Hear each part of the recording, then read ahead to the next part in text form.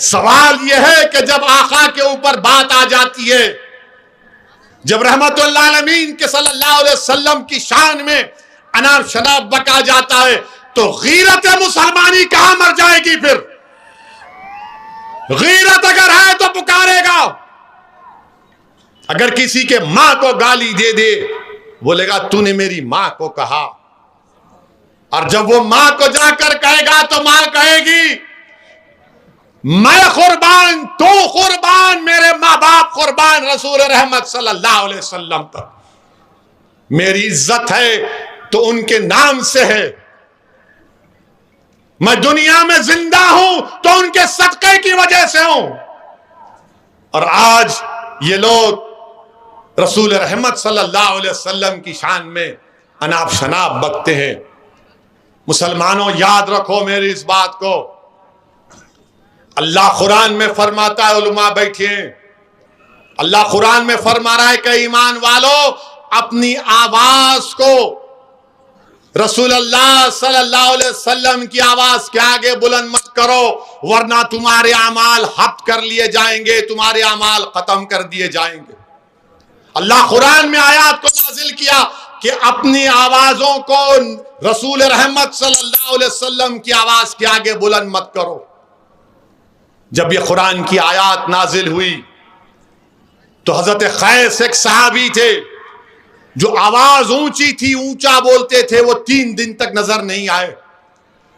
अल्लाह के रसूल कमली वाले ने पूछा कहां है कैस?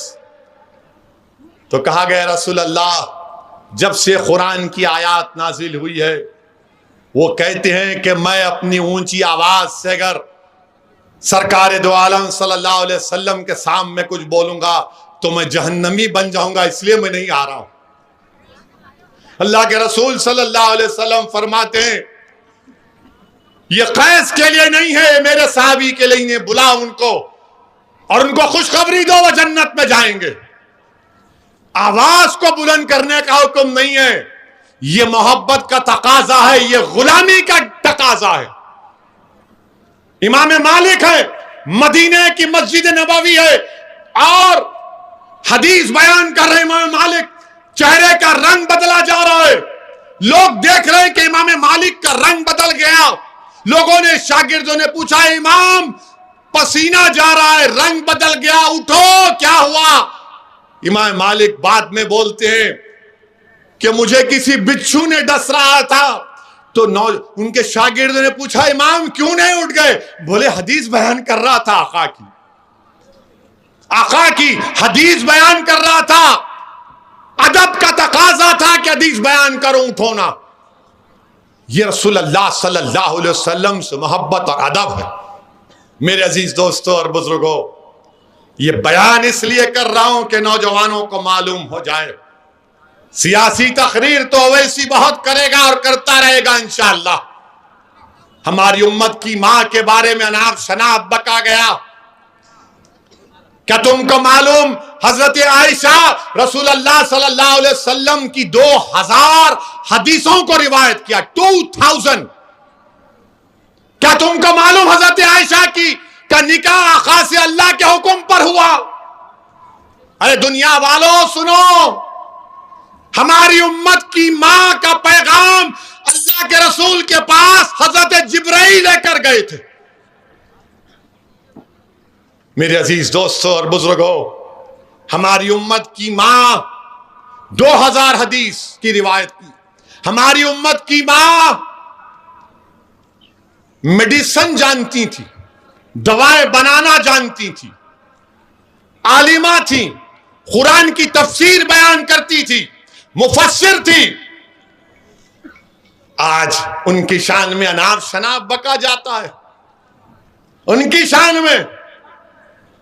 तो नौजवानों, अल्लाह के रसूल सल्लल्लाहु अलैहि वसल्लम की हदीस भी है, अगर कोई अपनी बीवी से शादी करा हुआ है या शादी हो चुकी है तो रसूल अल्लाह सल्लल्लाहु अलैहि वसल्लम की हदीस को याद रखो कि रसूल अल्लाह सल्लल्लाहु अलैहि वसल्लम ने बताया कि बीबी आयशा से कितना मोहब्बत करते थे। बीबी आयशा पानी पी रही हैं, अल्लाह के रसूल सल्लल्लाहु अलैहि वसल्लम उस पानी के प्याले को लेकर पूछते हैं कि आयशा तुमने किस जगह से पानी का प्याला पिया? फिर रसूलुल्लाह उस जगह से पानी पीते थे। फिर अपनी उम्मत की मां से, हमारी उम्मत की मां से रसूलुल्लाह सल्लल्लाहु अलैहि वसल्लम पूछते कि आयशा तुमने कहां पर उंगलियों के निशान छोड़े, मैं वहां से खाना खाऊंगा।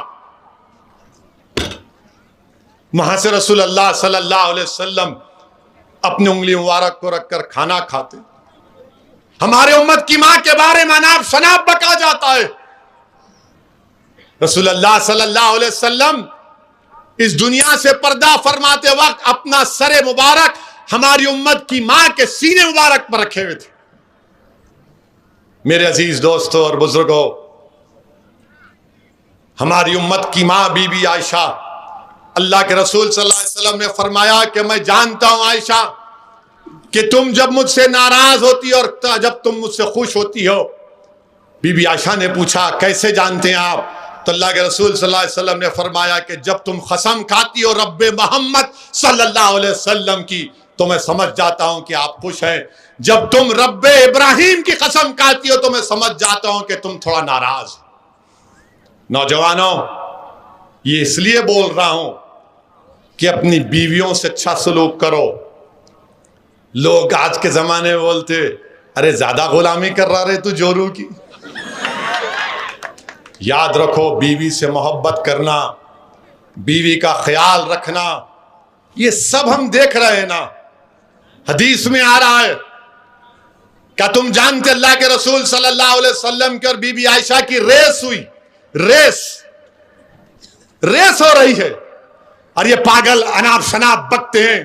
अरे अगर तुम बीबी आयशा की जिंदगी को पढ़ लोगे तो तुम कलमा पढ़ लोगे और बोलोगे अशहदु अल्ला इलाहा इल्लल्लाह व अशहदु अन्ना मुहम्मद रसूलुल्लाह।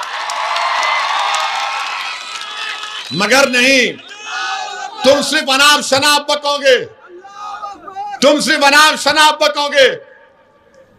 रसूलुल्लाह सल्लल्लाहु अलैहि वसल्लम बीबी आयशा से गुफ्तगू कर रहे हैं।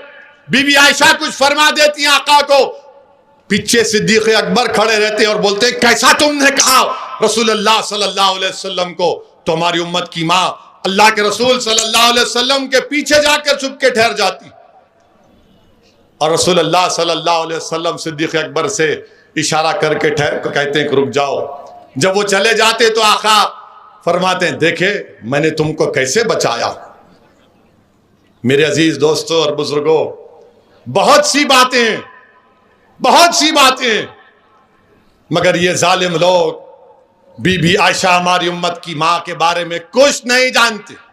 खाली एक चीज रटे हुए। अरे बुखारी की हदीस का हवाला देने वालों, बीबी आयशा की जिंदगी को पढ़ो। बीबी आयशा सबसे ज़हीन थी, सबसे ज़हीन। सहाबा आकर दीन के मसले पूछते थे बीबी आयशा के पास। मेरे अजीज दोस्तों और बुजुर्गों, नौजवानों, अपनी बीवियों से मोहब्बत करो, अपनी बीवियों से मोहब्बत करो। कोई शर्माने की जरूरत नहीं है, मगर इस्लाम के दायरे में रहकर मोहब्बत करो, इंसानियत के दायरे में रहकर मोहब्बत करो, अदब और अखलाक को मलूज रखो। पढ़ो, दीन पढ़ो, मुसलमानों दीन पढ़ो। कोई अगर बोलेगा अरे बोला ऐसा उसने, तो आप जब दीन पढ़ेंगे आपको मालूम होगा